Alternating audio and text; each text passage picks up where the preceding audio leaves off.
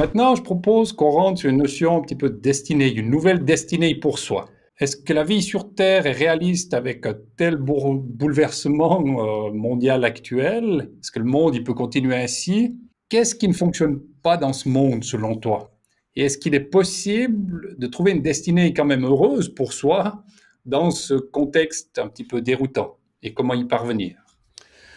Pour moi, la vie est un système auto-régénératif. Ce qui veut dire que pour nous guérir, il nous met les doigts sur ce qui dysfonctionne. Comme dans les blessures que j'évoquais précédemment, dans les blessures des importances, des critères qui sont en excès, on va tellement de fois souffrir de l'injustice, par exemple, qu'on va se rendre compte qu'il faut soigner le problème de l'injustice initiale. Une fois ceci soigné, ben là, le problème se résolve d'eux-mêmes. La vie est quelque chose de sympa, beau, en elle-même, pourvu qu'on ne les afflige pas avec nos bonnes idées relatives à nos blessures.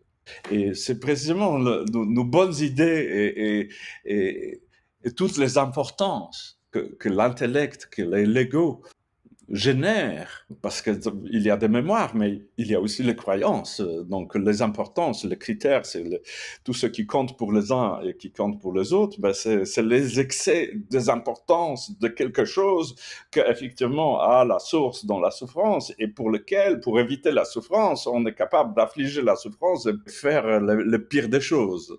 Le pire de tout, c'est des irréprochables. C'est celles qui ont souffert de la honte. Pour éviter la honte, pour éviter de vivre la honte de nouveau, les gens sont capables de pires exactions, de pires mensonges, de pires manipulations pour garder la face et sortir en bonjour. Alors évidemment, pour faire ça, ils produisent encore plus de la honte à la fin. Mais n'empêche, c'est un voie un peu qui boucle, qui génère en boucle la souffrance. Et évidemment, cette souffrance va être générée en boucle jusqu'à ce qu'on se rende compte qu'il y a une source que la vie, nous faisons nous manifester de cette manière, nous demande de régler. Et je ne sais pas si tu as remarqué, mais si un problème est un peu sur le tapis, tu vois, si la vie nous a décidé qu'on est arrivé à un stade de guérir un problème en nous, la vie va cogner toujours au même endroit avec en répétition de même type de conjoint qui va nous embêter de la même manière. Que dans l'entreprise, on va subir toujours le même type de situation et de difficultés jusqu'à ce qu'on se rende compte que attention, là, il y a un problème qui demande d'être réglé dans le fond et non pas dans les solutions de guérison les symptômes. Et puis voilà. Et pour moi, l'humanité est précisément dans ce process dans lequel on vit une sorte de grande purification, dans lequel le dysfonctionnement de nos bonnes valeurs et de nos bonnes idées et de nos bonnes croyances arrive à un tel degré de souffrance qu'il est impossible de ne pas s'en rendre compte à la fin, qu'on exagère, que c'est un voie sans issue. Et notamment, vous voyez, les grandes impasses philosophiques arrivent à leur fin une fois quand elles montrent ce qu'ils valent. Par exemple, on a vu ça avec le fascisme. On a vu, une fois quand il s'est déployé, tout le monde a vu ce que ça vaut. On a vu ça avec avec le communisme stalinien.